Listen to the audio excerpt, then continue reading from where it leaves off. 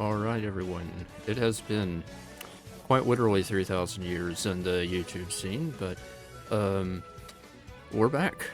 We're finally back, recording a draft league for the first time in, this is the first time in like 4 months I'm doing a draft league on YouTube, at least, because I think the last draft league I recorded on YouTube was the PMPL, and yeah, that didn't go too well for me, but yeah, hopefully we can do better in this one. At any rate, hello there everyone, my name's Ardain, and we are bringing back the Mistralton City Muse because I am currently getting a new team logo commissioned, and not quite done yet. I'm hoping it'll be done by the time we start our next draft league, but yeah. So, for a bit of background on this league, one player we played in the PMPL this past season was a coach named Nova, and after that game they invited me to take part in their draft league, the NBBL. Unfortunately, due to timing, I had to, not play in that season because I was going to go on a little bit of a draft break, and yeah. As a result of not playing in that season, I was just like, yeah, I'll be back for the next one, and they put me in the Academy Division, which is pretty commonplace for the first season a coach has in this league, unless if they very obviously have to be bumped up to main div.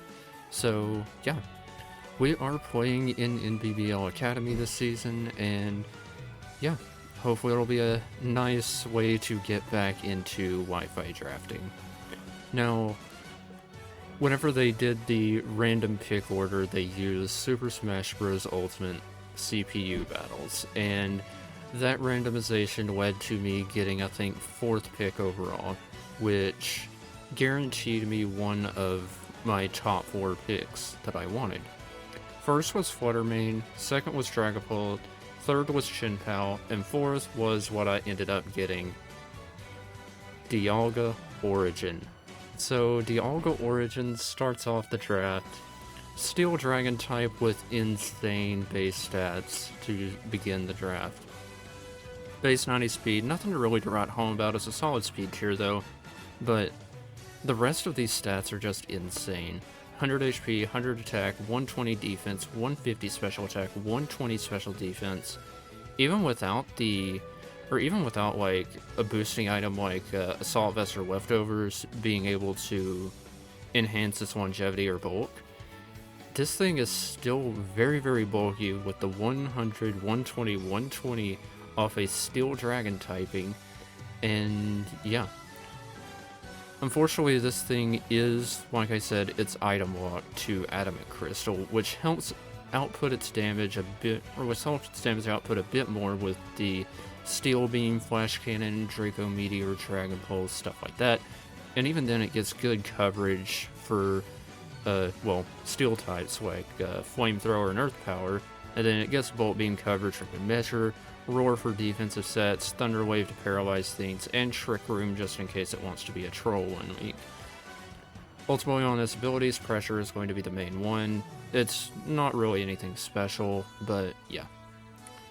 So, yeah, this is something I've always really wanted to try, since they're allowing more and more crazy stuff in standard drafts. Like, I think for this draft specifically, they're trying out Origin Dialga and Dawn Wings Necrozma. Dawn Wings Necrozma is something that I wanted to get as well, but I ultimately went with Dialga Origin because I felt like its ability, or its bulk and its high special attack, and it just has a good ability to trade with anything. And its base stats are so high that, like, I can be really, really creative with EVing if I want to. Now, Dialga is a bit weak to fighting and ground, and that's going to be a recurring issue with this team, being weak to fighting, being weak to ground. Ultimately, next, I decided to get a good Hasbro remover first, and Terapagos was the best thing available. They had Iron Treads available, but Terapagos was so obviously better, and I really want to get an excuse to use this thing again. This thing is insane. Its Terra Shell ability basically is a free resisted hit at full, so it's just a better multi-scale. And it has very, very solid base stats once again, 95 HP and 120 in both defenses, 105 special attack, 85 speed, 95 attack. Granted, it's not really going to use that 95 attack that much, but it does get one good physical move being Rapid Spin to remove hazards, Terra Starstorm, Earth Power, other coverage to help its offensive capabilities, Calm Mind, and yeah, it gets Toxic in case it wants to be defensive, and it gets Roar to phase things out. So yeah, ultimately, I've been having a lot of success running Terapagos with a Rapid Spin Calm Mind set, and yeah, just generally being something that can take a hit and kill whatever setup sweepers on the field.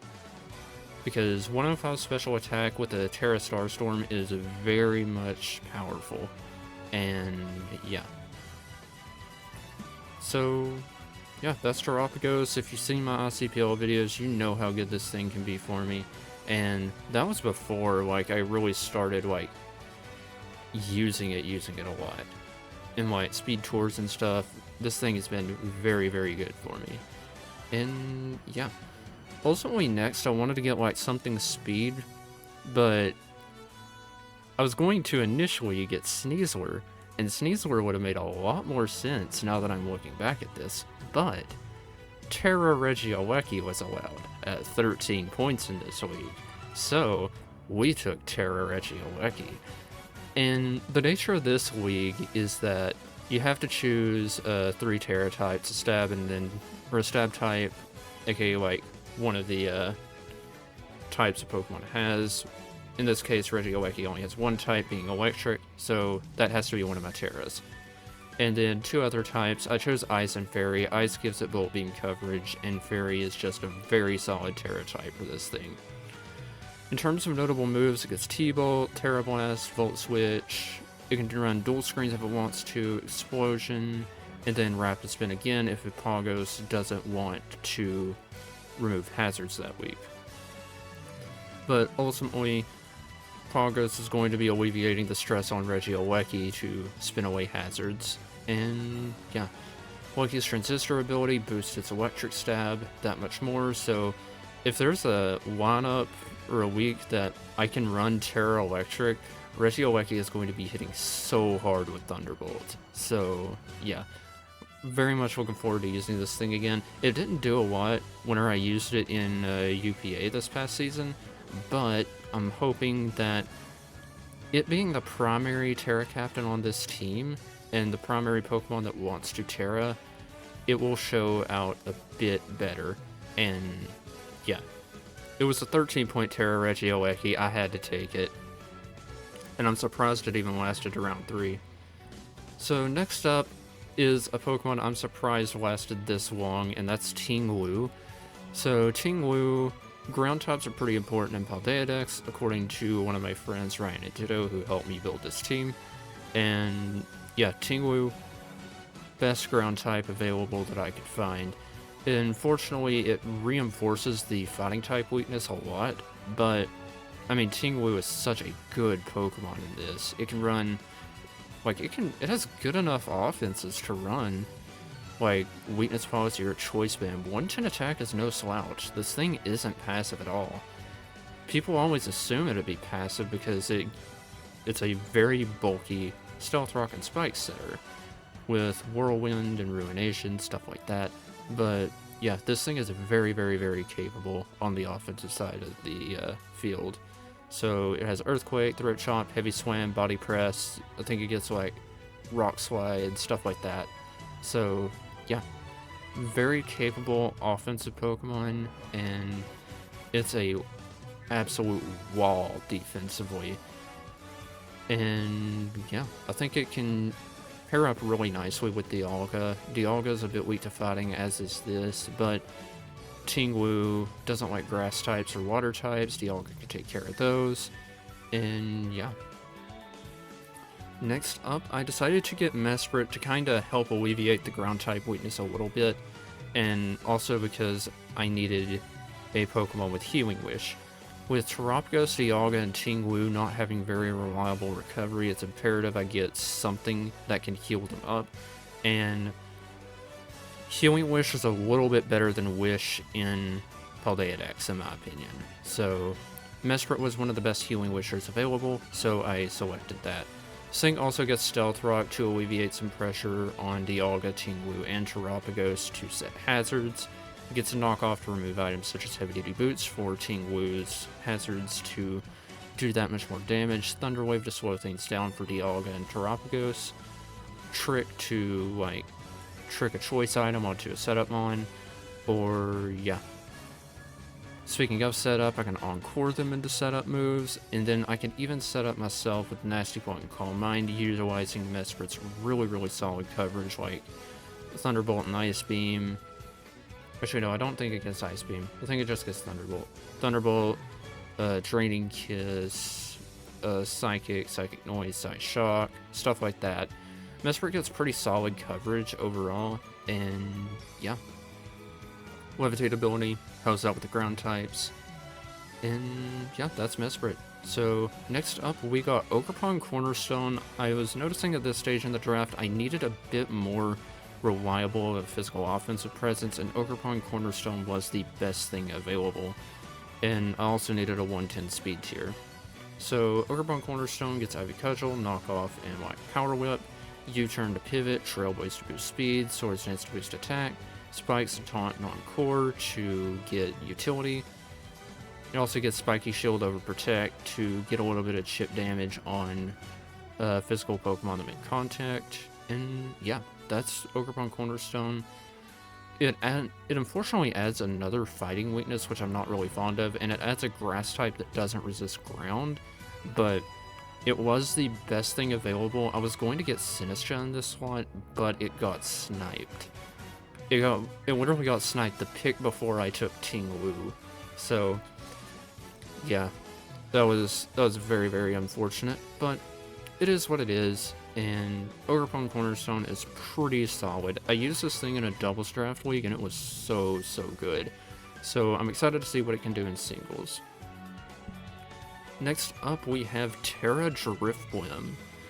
Drifblim is the second Terra Captain and it's the final Terra Captain. This thing is pretty underrated in my opinion. I've seen it do work in draft leagues using Unburden to set up.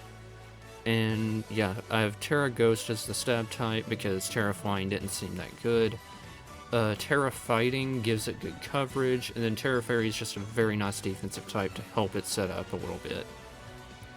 As for moves, it gets a lot of good utility moves like String Sap, Will-O-Wisp, Thunder Wave, Destiny Bond, and Haze. Then it gets Hex to take advantage of Will-O-Wisp and Thunder Wave, Terra Blast to take advantage of its Terra types, Shadow Ball and Air Slash for stabs, and then Calm Mind to set up, and that's even just a few of them. So yeah, overall I'm super excited to use Drifblim, and yeah. Next up, this is kind of where the draft starts to fall apart a bit. I have Granbull with as the fairy type, Intimidate, very bulky fairy type that I used in PMPL quite a bit, and I absolutely loved using it. It gets Thunder Wave, Super Fang, Roar, and Taunt, and Encore for utility, and it even has a bit of offensive capabilities. That 120 base attack stat is not passive at all, and it can utilize stuff like Bulk Up to take advantage of that. Play Rough and Earthquake, there for good damage, but largely I think I'm going to be using this thing defensively because honestly this is my bulkiest fighting type answer so far, and that's kinda sad. So, and it's also my bulkiest dragon type answer as well. So yeah. Unfortunately at this stage in the draft there was not a lot left because this was a 1-pool 16-person Paldea Dex draft. And yeah, that's just a recipe for disaster. So yeah. Next up, we're adding another Intimidate Mon with Quillfish. This pick was probably going to be Toxapex during planning in Grace period, but I couldn't make anything work that I liked, and I feel that Toxapex is just super passive, even though it's a lot more sturdy defensively, which is probably what the team needed. So Quillfish adds another Spike Setter even though I don't really think I'll need it, because Tingwu and Ogerpon C are just really solid with spikes. This does give me Toxic Spikes and Haze, another Flip Turn user for momentum, Toxic, Thunder Wave for status spreading, Bar Barrage for a less passive status spread, Pain Split and Taunt, Pain Split for recovery, Taunt for more utility, and yeah, Quillfish. It's not flashy, it gets the job done, it's a nice low tier poison, and probably the most usable poison that was on the list. There's stuff like Galar, Wheezing, and Toxapex that were considered, but ultimately not grabbed. I probably should have grabbed Galar, Wheezing, but it's weird. And this draft has just been really weird. And closing out the team, we have Rabombi, gives us a Sticky Web user and a 124 speed tier. And then we have Typhlosion to give us one more Fairy Resist and Fire Resist, because our Fire and Fairy Resist was Quillfish, which that's partially why I needed a bit more sturdy of a poison. But yeah, Typhlosion gives me a solid special attacker and a 100 speed tier, and spamming Eruption under webs seems fun in certain matchups. So yeah. And also Rabombi can paralyze stuff with Stun Spore. Yeah, you know, just in case. Like, yeah, I've used Rabombi before. It wasn't really that spectacular, but might be necessary on this team, I don't know. But I figured it can't hurt to try something, because we get a lot of trades in this draft league. Like, I think we get like 7 free agent transactions, which is enough to reshape an entire team. Like, my top 4 of Dialga, Terapagos, Aleki, and Tingwu feel very set in stone, and I can rework the entire team after that, which is absolutely crazy. And yeah, that is going to be my team for NBBL Academy. I have been pushing through a lot of the pain I had mentally while drafting this. This is the first time building a draft league team has legitimately made me cry. Like, this thing was agony to prep. This thing was agony to build. And it still is kinda agonizing to look at. But we are going to cook nonetheless, or we're going to try to. And yeah, I don't know, I need that kind of can-do attitude right now. So yeah, at any rate guys, I will catch you all in the next video. I think we're going to be playing Charizard King Week 1, and they have a Kyurem, and that's terrifying me. I'm not going to lie. When your Ice Resist is a Quillfish and a Typhlosion. Yeah, you know, nothing to worry about. Nothing to worry about at all. And your Fairy type is a Gramble that's more physically bulky. There's nothing to worry about. There's nothing to worry about. Kyurem isn't real, it can't hurt me. So, yeah. At any rate, I will catch you all when that battle happens, and yeah, peace.